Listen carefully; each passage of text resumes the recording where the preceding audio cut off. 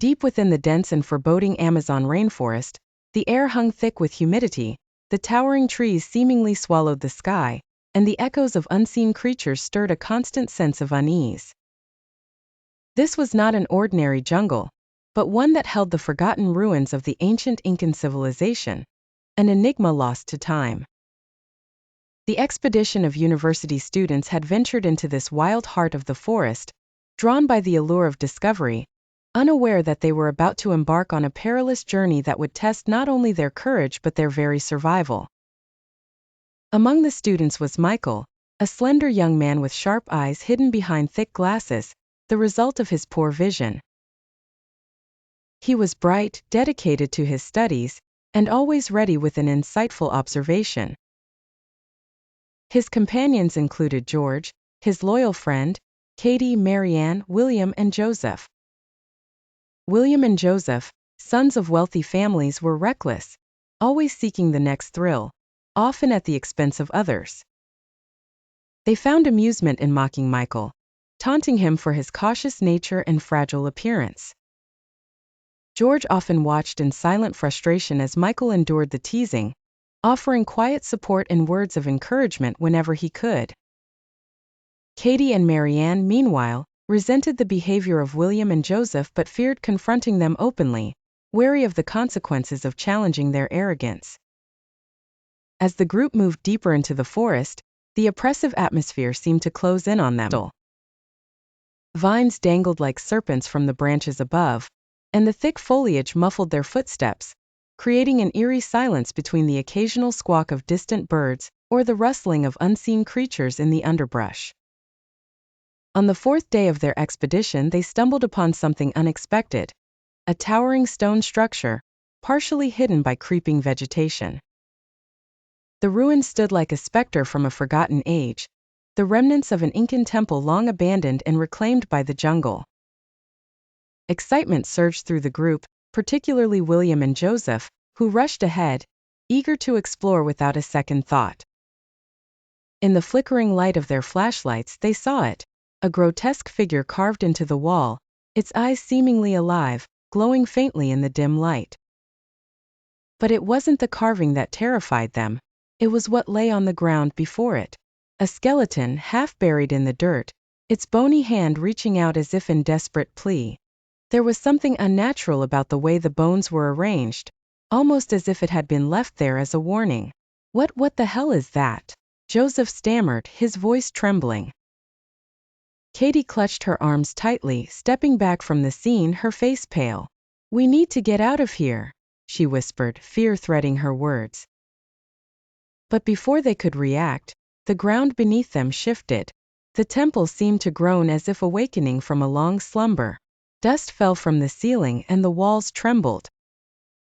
The sensation of something unseen, something malevolent, filled the air, heavy and suffocating. A low rumbling noise began to emanate from the depths of the temple. It was a sound that felt ancient, primal, and filled with malice. Michael's instincts screamed at him to flee, but his feet felt rooted to the spot, paralyzed by the overwhelming terror. Panic seized the group. Marian screamed, clutching at Michael while Joseph bolted, running blindly through the temple halls. But it was as if the temple itself had come alive, twisting its corridors, blocking their escape. The sense of dread intensified, the walls seeming to close in on them as the ancient curse of the Incas awakened around them. "We need to find George," Michael said, though his voice wavered, barely holding on to his composure. He grabbed Katie by the hand, pulling her along as they ran. Their only hope now was to survive the temple's dark, relentless grasp. The jungle, once a mere backdrop to their adventure, had now transformed into a prison. And deep within its ancient ruins, something was watching them, something that had waited centuries for unwitting souls to stumble into its domain. The group arrived at the foot of a towering, infamous pyramid, its ancient stones worn but defiant against the passage of time. The air here was different, heavy with history, a quiet dread hanging over the place as if the jungle itself whispered warnings in the wind.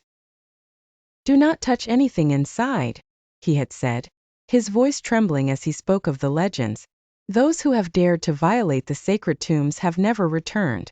The spirits of the ancient ones guard these halls, and they do not forgive easily. But William and Joseph, with their typical recklessness and disdain for anything they considered superstition, paid no mind to these warnings.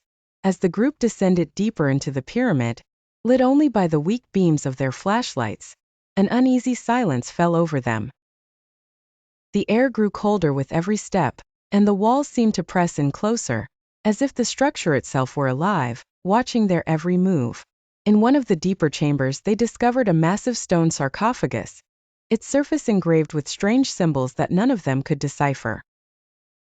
The room was cloaked in a suffocating darkness, the only sound the faint dripping of water echoing from somewhere distant.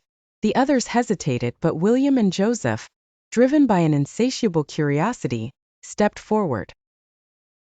"Come on," William said, his voice echoing off the ancient stone.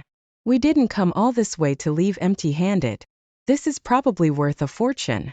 Michael, standing at the back of the group, felt his stomach churn. "We should leave it alone," he urged, his voice strained. "You heard the guide. There are stories about this place, about curses." George nodded in agreement, his face pale under the dim light. "It doesn't feel right, guys. We should go." But William and Joseph, emboldened by their bravado, ignored their warnings. With a grunt, they began to push at the heavy stone lid of the sarcophagus. It resisted at first, as if whatever was inside did not want to be disturbed, but then with a groaning sound the lid began to shift. As soon as it moved even an inch, the room seemed to change. The very air around them thickened, becoming dense and hard to breathe. A deep, unsettling chill swept through the chamber, as though the warmth of life had been stolen from the atmosphere. Then, as the lid slid off completely, a dark cloud of dust erupted from the sarcophagus, thick and swirling, accompanied by a series of unearthly, unintelligible cries, screams that reverberated through their bones. Katie gasped, stumbling backward as a wave of cold hit her like a physical force. Marion screamed, the sound quickly swallowed by the oppressive darkness that seemed to pulse from the open sarcophagus. The thick dust swirled in the air, carrying with it whispers, voices from long-dead souls, speaking a language none of them could understand but all could feel. It was as if the pyramid itself had awakened.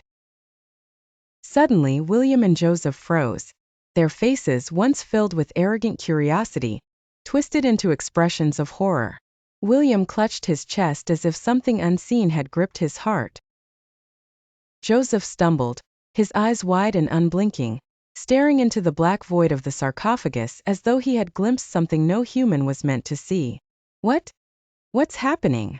Joseph croaked, his voice barely a whisper.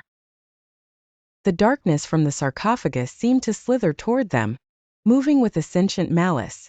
In its wake, the air grew colder still, so cold that their breath formed mist in front of their faces. Then the walls of the pyramid groaned, as if responding to an ancient, forgotten command. In the darkness, the walls seemed to shift, the stone grinding and moving as though the pyramid itself was shifting into a new form. A trap, a prison, or worse, a living nightmare. Then came the sounds. Faint at first, but growing louder with each passing second, groans, whispers, and something else, the unmistakable sound of footsteps coming from the depths of the pyramid. But these were not the footsteps of anything human. They were heavy, dragging, as though something long dead had been stirred from its slumber and was now making its way toward them. Michael's heart pounded in his chest. "We need to get out," he shouted. But the echoes of his voice seemed to be swallowed by the growing darkness. Suddenly, a hand grabbed his arm, Joseph's. But when Michael turned, he gasped in horror. Joseph's face had changed. His eyes, once clear and full of life, were now clouded, his pupils wide and black as if filled with ink. His skin had taken on a gray, corpse-like pallor, and his lips twisted into a sickening grin, one that did not belong to him. "Run!" George whispered beside him, his voice trembling with terror. But it was too late. As the darkness consumed them, William and Joseph let out guttural, inhuman sounds, their bodies twisting unnaturally. They were overtaken by the evil that had been released from the sarcophagus. They no longer moved with the jerky, erratic motions of humans in pain, but with a slow, deliberate purpose. As though something far more sinister had taken control of their bodies, Katie, frozen in shock, screamed again, but her voice was swallowed by the labyrinthine corridors. The pyramid, once a silent tomb, was now alive with the sounds of the cursed. Shadows moved in the corners of their vision. Faces appeared in the stone walls, distorted and screaming silently. Their mouths open wide as if calling out for help that would never come. "Go!" Michael yelled, pulling Katie along, his mind racing. He didn't know where to run. As the spirits of the Inca unleashed their wrath upon the living souls foolish enough to awaken them. In the midst of the chaos, as the walls of the ancient pyramid groaned and shifted, Michael ran through the darkened halls. His heart pounding like a drum. The curses of the Incan spirits seemed to close in on him from all sides, and the twisted forms of William and Joseph, now mere puppets to the evil forces, were not far behind. Each step felt heavier than the last, as though the very air around him had become thick with dread. Suddenly, as he stumbled blindly through the maze, his hand brushed against something unusual, a crack in the wall that felt unnatural. He paused, breathless, and pressed his fingers against the cold stone. Without warning, the wall shifted inward, revealing a hidden. One particular page caught his eye. It showed a man, much like himself, holding a glowing artifact, surrounded by shadowy figures that fled before him. Below the image was an inscription, written in jagged, archaic letters, but Michael could make out the meaning. "The one who wields the power within shall conquer the cursed and free the souls of the damned." His gaze drifted to a sketch on the corner of the page, a diagram pointing to a specific corner of the room. Following the instructions, Michael felt along the cold stone floor and discovered a hidden hatch. With a deep breath, he pulled it open, revealing a dark, spiraling staircase that descended deep into the pyramid. This was it, the key to unlocking the power. He descended the steps, feeling the temperature drop with each step. His breath became visible in the frigid air as he reached the bottom, where the staircase opened up into a vast underground chamber. Before him lay a stunningly beautiful lake, its waters eerily still, reflecting the faint light of the torches mounted along the walls. The air here was damp and cold, carrying with it a strange magnetic pull. The setting was serene yet unsettling, as though it existed in a realm between reality and nightmare. The sight was hypnotic. The dark waters shimmered under the soft glow, their surface so smooth it resembled a mirror, reflecting the chilling beauty of the underground lake. To his amazement, docked at the lake's edge was a boat, no ordinary vessel, but one unlike anything he had ever seen. It was crafted entirely from pure gold, glistening under the pale light, and encrusted with radiant gemstones. The intricate carvings on its hull depicted scenes from a forgotten time, figures in battle, symbols of ancient gods, and majestic animals that seemed to leap off the golden surface.